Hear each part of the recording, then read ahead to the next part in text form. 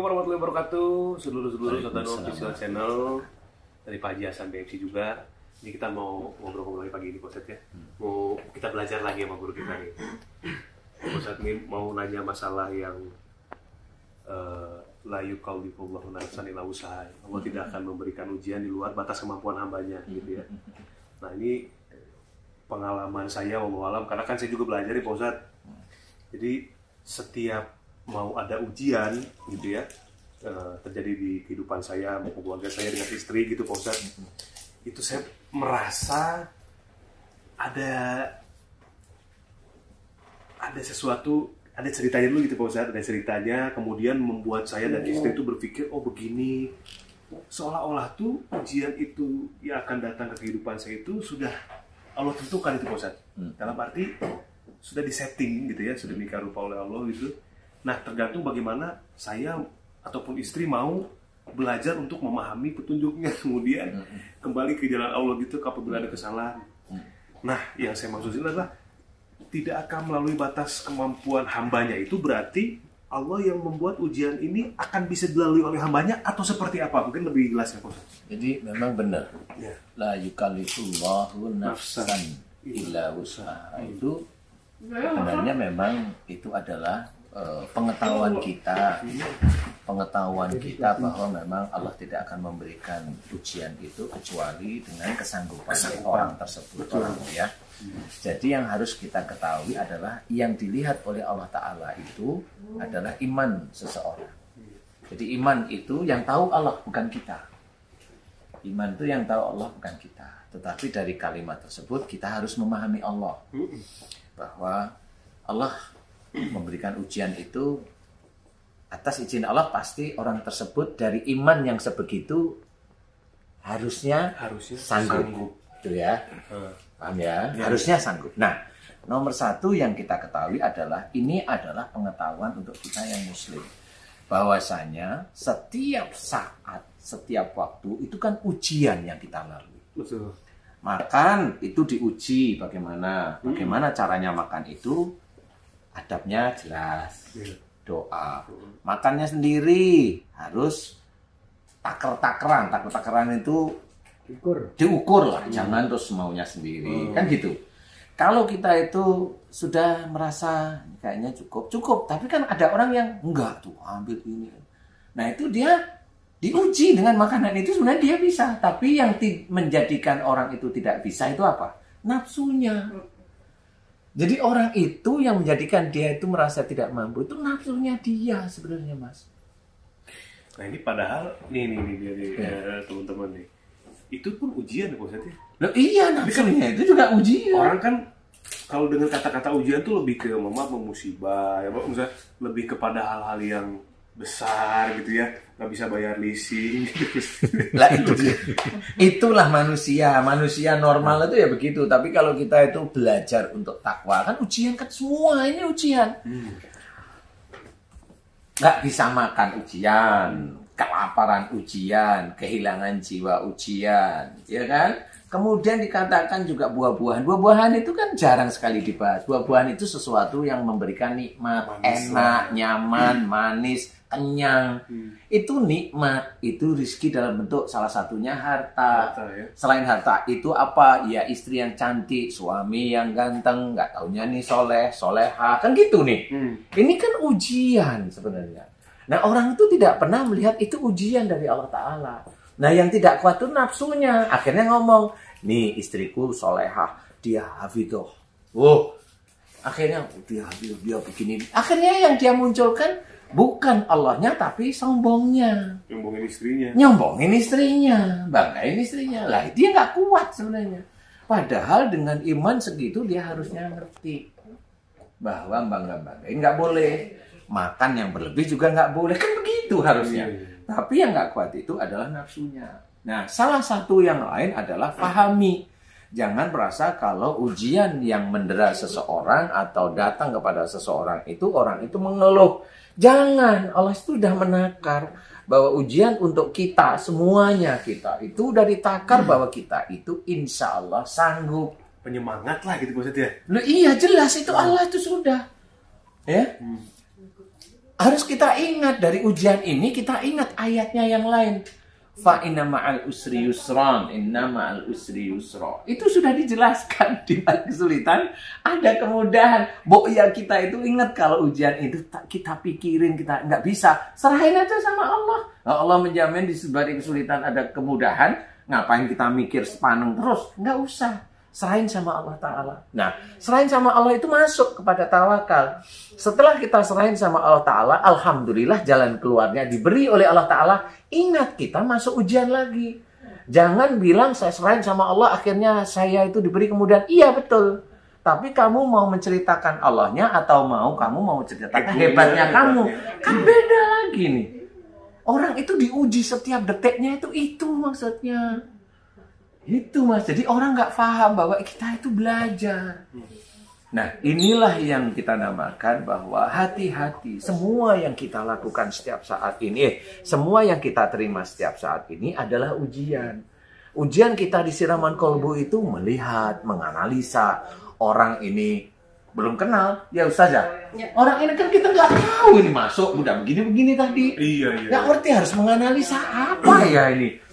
Itu ujian. Pada waktu menganalisa, serahkan sama Allah Ta'ala. Sehingga kita ketemu. Oh ini kayaknya orang ini disihir dengan begini, dengan begini. Gimana caranya? Serahkan sama Allah. Allah itu yang punya jin. Allah itu yang punya dukun. Kan gitu, yang punya. Semuanya ya. Semua ini milik Allah Ta'ala. Lah kita nggak kenal dukunnya. Nggak kenal sama jinnya. Lah, ngapain? Namanya nggak kenal kan gitu ya? Sama narsumnya baru ketemu di studio. Sumbernya juga baru bertemu itu di panggung istilahnya. Ini siapa? Nah, itu ujian bagi kita. Cara menyelesaikan itu juga kita harus ketahui. Cara menyelesaikan, serahkan sama Allah. Kita hanya mampu berdoa nih. Kita hanya mampu berdoanya Allah. Nah, setelah itu selesai. Alhamdulillah narasumbernya itu diberi kesembuhan sama. Tetap kita bilang, alhamdulillah narasumbernya diberi kesembuhan oleh Allah. Kan begitu ya. Jadi bukan ke kita. Jadi kita itu masuk sebagai makhluk. Enggak, kita hanya memohon kepada Allah Ta'ala. Kalau mamanya kita berdoa pada Allah, udah benar ya? Kemudian kita, alhamdulillah sudah benar nih. Alhamdulillah ini saya doain sembuh. Pada waktu alhamdulillah saya doain sembuh, ini sudah ego saya. Kesombongan saya. Saya di titik itu ujiannya saya nggak lulus. Nggak boleh yang seperti itu. Makanya setiap ujian ini udah ditata. Itu ujian. Kemudian ada orang, dia juga seneng, ada narasumbernya sembuh. Ada orang yang benci karena narasumbernya sembuh. Kan banyak nih. Ujian bagi dia. Kok bisa sembuh? Kali dia pakai jin nih. Nah, saya mohonnya pada Allah. Kalau orang tersebut bilang, Ustadz Danu itu pakai jin, dia berarti menjadikan Allah itu jin. Itulah salah dia. Itu dia salah. Dan itu nanti akan masuk ke neraka paling dalam. Dia menyangka Allah itu jin. Mudah-mudahan ditonton sama semua yang berpikir seperti itu ya. Kita harus mau. Nah, ini ujian. Semua ujian. Acara siraman kolbu ujian bagi semuanya. Kita memberikan ilmu tauhid. Ilmu tauhid yang betul-betul harus dipelajari. Itu ujian bagi yang mendengarkan. Kita tidak mengajarkan sesuatu yang salah. Semua ada dalam koridor akidah agama kita. Ada dalam koridor semuanya. Doa yang dilantunkan kepada Allah, dukun yang harus mohon kepada Allah tadi selamatkan, ada di koridor Allah Ta'ala, ada dalam Quran, semuanya. Nah, kalau ada orang diuji dengan dia melihat siraman kolbu, kemudian dia berpikiran lain, tidak di koridor akidah, dia bisa aja dosa. Nah, inilah ujian itu sudah dipersiapkan oleh Allah Ta'ala sebenarnya dengan iman orang itu insya Allah bisa mampu. Berarti jalan keluarnya juga sudah disiapkan, tergantung orang ini peka atau tidak dengan petunjuk Allah. Sebenarnya jalan keluar itu disiapkan oleh Allah Ta'ala. Entah dia itu melalui cara berpikir dia atau dia menyerah tidak mampu, diserahkan sama Allah, sama diserahkan. Dan setelah cara berpikir itu dia tahu, selesai dia tahu ini yang menolong saya berpikir seperti ini Allah. Betul, itu sudah selesai. Jadi dia tidak merasa bahwa itu adalah buah pikirnya dia. Ini orang yang seperti itu jarang sekali. Coba kalau kita dakwah, ya Ustaz saja kita dakwah nih. Kemudian kita dakwah, kita berikan ilmu-ilmu dakwah kita kepada orang lain. Ya? Tahukah kita yang dakwah bahwa kita itu bisa memberikan ilmu pada orang lain? Ini adalah atas izin Allah sebenarnya. Iya. Setelah itu kita merenung, pernahkah kita merenung? Alhamdulillah ya Allah, kok izinkan saya bisa mengeluarkan ayat-ayat Quran, hadis-hadis sahih kepada jamaah-jamaah yang mendengarkan. Alhamdulillah, tanpa Engkau aku tidak mampu ya Allah. La haula wala quwata illa billah. Emang pernah yang seperti itu? Terus saya tanya, pernah seperti itu? Jarang. Sangat jarang, padahal itu kita itu dari yang dititipkan oleh Allah Ta'ala, pikiran bisa mengeluarkan, itu ada bizarah yang kita dapatkan. Hanya alhamdulillah di bizarahnya yang kita bisa mengeluarkan. Ampun, nangis kalau saya. Kalau saya nangis. Padahal semua ini diberikan. Ini nikmat dari Allah. Kan ini nikmat dari Allah, bisa hafal. Ya. Jarang sekali itu ujian diberi pandai, itu ujian loh, nggak cuma kelaparan, nggak cuma kehilangan jiwa, ujian dititipin pandai, titipin ilmu itu ujian. Nah, yang tidak mampu itu ya ego kita, karena kita itu sudah merasa belajar, sudah merasa ini tempatnya ini. Nah itu kita agak ngeluh dikit kalau jarang yang memanggil sekarang agak ngeluh dikit. Nah itu kan ujian sebenarnya. Nah inilah yang harus kita sadari, bahwa semua ini harus kita kerjakan. Kita mau benar-benar karena Allah atau kita hanya duniawi. Yang kita kerjakan kelihatannya akhirat, tapi nggak taunya hanya mencari rezeki duniawi aja. Itu duniawi malahan. Kepandaian akhirat kita hanya kita pergunakan untuk duniawi, bukan akhirat malahan. Itu duniawi, walaupun yang kita kerjakan kelihatannya akhirat. Nah inilah yang harus kita ketahui. Itu tauhid. Kalau memang betul-betul kita mau akhirat benar. Kalau memang kita itu mamanya kita lagi, kok sekarang dari pandemi ini kok jalan dakwah ya, serahkan sama Allah. Pasti Allah punya jalan keluarnya. Nah itulah yakinnya. Yakin Allah pasti punya jalan keluar untuk saya. Walaupun saya mikir begini gak ketemu. Iya, manusia itu kan cara berpikirnya kan terkotak, nggak mungkin kita cara berpikirnya mirip Allah Ta'ala, nggak mungkin. Ya serahkan aja sama Allah Ta'ala. Saya mikir nggak ada undangan, nyengir jadinya. Iya ya, ini kan saya itu diciptakan oleh Allah Ta'ala untuk dakwah namanya. Ya kan serahin aja sama Allah Ta'ala, baru nanti pelong di sini. Iya, yang mengatur hidup saya kan Allah ya. Pandemi ini datang kan juga atas izin Allah ya. Virus yang kecil itu datang kan karena Allah. Semuanya terhambat, semuanya. Ya sudah, serahin aja sama Allah Ta'ala, pelong nanti. Biar Allah yang mengatur. Kan gitu. Nah, semua akan menjadi ujian. Nah, sebenarnya ujian itu Allah itu sudah menakar mampu. Termasuk orang yang istidrat nggak Pak Ustaz? Itu kalau istidrat saya nggak bisa cerita kalau istidrat. Kalau istidrat itu kan imannya udah kacau, Mas. Oh, berarti yang kata-kata yang Allah memberikan ujian tidak akan melampaui hambanya. Itu untuk yang orang imannya tidak seperti itu maksudnya Pak Ustaz? Iya kan istijat kan macam-macam. Ada yang memang imannya dia bagus, rezekinya dibagusin sama Allah Ta'ala. Ada, dan dia tahu. Dan dia nggak pernah ngomong nih. Pada saat pandemi itu sebenarnya Allah memberikan rezeki yang berlimpah itu nggak pernah ngomong nih. Nah, orang yang itu tuh sulit. Karena pasti orang yang seperti itu ngomong. Ini orang kan ekonomi begini nih. Orang ini bilang, saya nih jalan terus. Lah, itu lupa dia. Padahal dia harusnya nggak boleh ngomong seperti itu. Menyakiti, menjadikan iri hati saudaranya itu juga nggak boleh. Diem aja. Ikutin aja, saudara sedih ya kita ikut sedih. Nggak usah ngomongin bahwa Allah itu masih memberikan kelimpahan rezeki, nggak usah. Diem aja. Itu susah mau bilang gitu, mau diem itu susah, Mas. Bener nggak sih?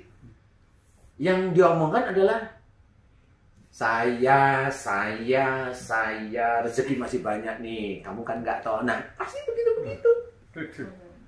Kamu kan nggak kan. Nah, ini karena saya di TV, saya dipanggil. Nggak boleh ngomong seperti itu, nggak boleh. Adanya masih di TV itu karena Allah mengizinkan kita itu di TV.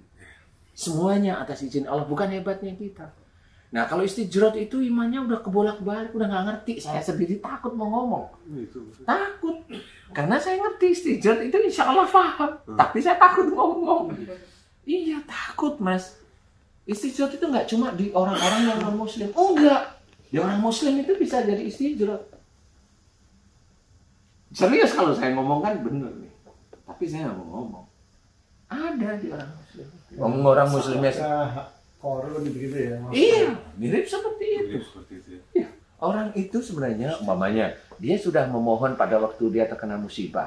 Dia memohon kepada Allah, ya Allah, aku mohon kepadamu ampuni saya, aku mohon agar engkau normalkan saya, sembuhkan saya ini sini kan gitu. Allah membalikkan, diberikan pada Allah Ta'ala. Setelah dia itu dikembalikan pada sisi normal, sisi ekonomi baik, dia lupa sama Allah Ta'ala, dia menuhankan otaknya. Dia menuhankan mulutnya. Dia menuhankan kemampuannya. Lah kan dalam Quran sudah diceritakan orang seperti itu tuh dia tersesat sudah. Nah itu dikatakan kalau memang itu diceritakan di dalam Quran itu saudara-saudara kita. Dan masih banyak mas yang merasa mampu itu banyak. Jarang yang tawadu benar-benar ini jarang. Orang yang begini itu benar, cara bicaranya tertata rapi, omongannya nggak nyakitin. Kalau dia semua kejadian untuk dia, alhamdulillah, alhamdulillah. Tanyain, kamu dapat musibah kok alhamdulillah? Saya tahu, kenapa saya berbicara alhamdulillah? Karena musibah itu Allah mengingatkan saya biar saya ngerti bahwa saya masih banyak salah dan dosa.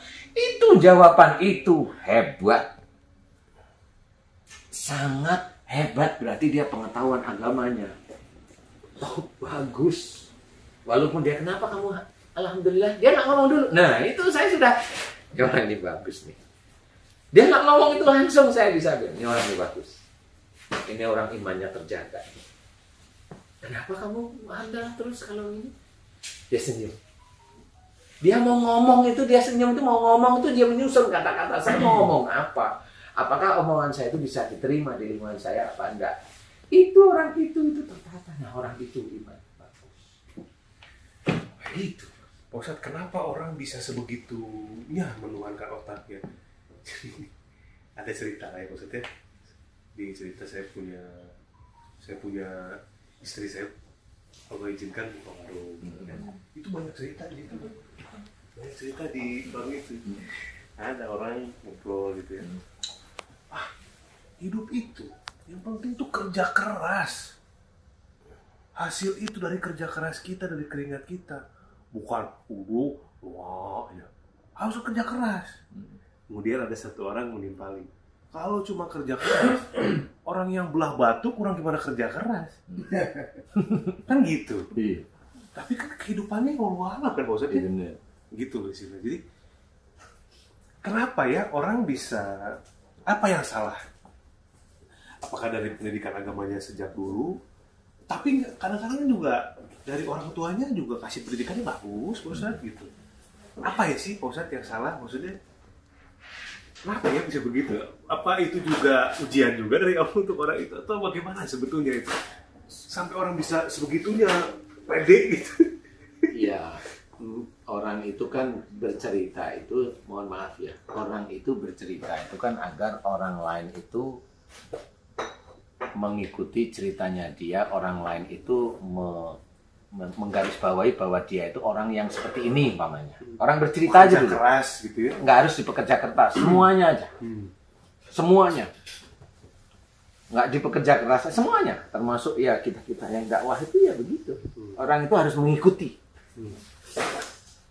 Padahal kalau kita itu memahami tentang Quran, cara Rasul berdakwah pun kita amati. Beliau tidak pernah memaksa orang untuk mengikuti beliau. Beliau hanya berdakwah. Diserahkan orang-orang itu kepada Allah Ta'ala. Mau marah kepada beliau kayak, mau mencaci, mau meludah, beliau nggak terlalu menggubris. Nah inilah karena beliau juga menata. Beliau punya ego. Beliau punya emosi. Beliau punya kekakuan. Tetapi tidak diterapkan pada sisi dakwahnya. Bisa aja emosi beliau tertata pada saat perang. Kan beda nih. Kekakuan beliau tertata pada saat beliau mengajak di dalam keluarga. Tertata, kekakuan itu tertata. Kekakuan tertata gimana? Akhirnya tegas, bukan kaku. Tegas itu ada dalil yang jelas yang harus beliau ungkapkan. Tepat pada tempatnya. Tepat pada tempatnya. Namanya tegas, orang biasa akan bilang kaku. Tapi kalau kita lebih banyak kakunya daripada tegasnya. Benar. Kan gitu ya. Lebih banyak kakunya daripada tegasnya. Nah, disinilah sebenarnya orang bercerita itu agar orang itu mempercayai dia. Orang itu mengikuti dia. Setuju. Kalau orang itu yang penting kerja keras, nah itu berarti memang dasar agamanya memang kurang. Nggak bisa disalahkan orang itu. Nah, kalau kita mendengar berarti kita itu diuji dengan orang tipe begitu. Ujiannya bagaimana? Kita lihat, dia ngomong, dia sombong. Nah, kita mau gimana nih? Kalau ego kita mau nyerang nih kalau tahu agama. Mau nyerang nih pasti. Iya. Nggak bisa ini. Akhirnya debat kusir. Padahal jelas orang ini dengan cerita bahwa yang dia cari ada kerja. Kalau kita masuk ke agama, orang ini nggak akan masuk. Lah, kan harus gitu. Disitulah menghindari perdebatan itu di situ ya, Pak Ustaz? Di situ, itu ujian kita. Kita mau sok pinter nggak tentang agama. Padahal orang ini lagi tidak mau dinasehati. Bener. Kan gitu. Bener. Semuanya. Jadi makanya kalau kita itu mau dakwah, ya dakwah pada orang yang memang mau dia. Kalau orang hatinya tertutup, nggak akan mau. Kan gitu. Nggak akan mau. Dan kita tidak boleh menjelekkan orang yang hatinya lagi tertutup. Seperti itu. Seperti itulah. Kenapa? Karena memang Allah belum memberikan hidayah kepada orang itu. Kita harus tahu Allah belum memberikan hidayah. Kan kalau Allah belum memberikan hidayah, kita tidak boleh menjelekkan, menyalahkan. Justru mendoakan ya. Justru mendoakan, itulah yang dilakukan Rasul. Kan begitu harusnya. Bukan menjelekkan, bukan mengkafirkan, bukan yang dalilnya dia malah salah. Lebih bijak, karena kan gimana sih? 6.000 lebih ayat kita harus hafal dan itu kita amalkan di setiap sisi kehidupan. Kan punyang Mas kalau benar-benar serius. Iya. Kan gitu ya. Tapi kalau memang itu sudah menjadi kebiasaan, insya Allah enggak, biasa aja. Ini mau ngomong ingat ayat ini nggak boleh, mau ngomong begini ingat ayat ini nggak boleh. Akhirnya kan kebiasaan. Akhirnya tertata rapi, mau bicara aja tertata rapi. Seperti itu. Kebanyakan kita manusia doa itu ampunan sama syukurnya jarang. Kebanyakan minta. Iya benar. Guys, saya kebanyakan mintanya. Nah, sebenarnya bukan meminta doanya, pingin pergi hajinya. Tetapi namanya pergi haji itu kan hidayah Allah juga. Benar. Nah, inilah yang jarang dimengerti.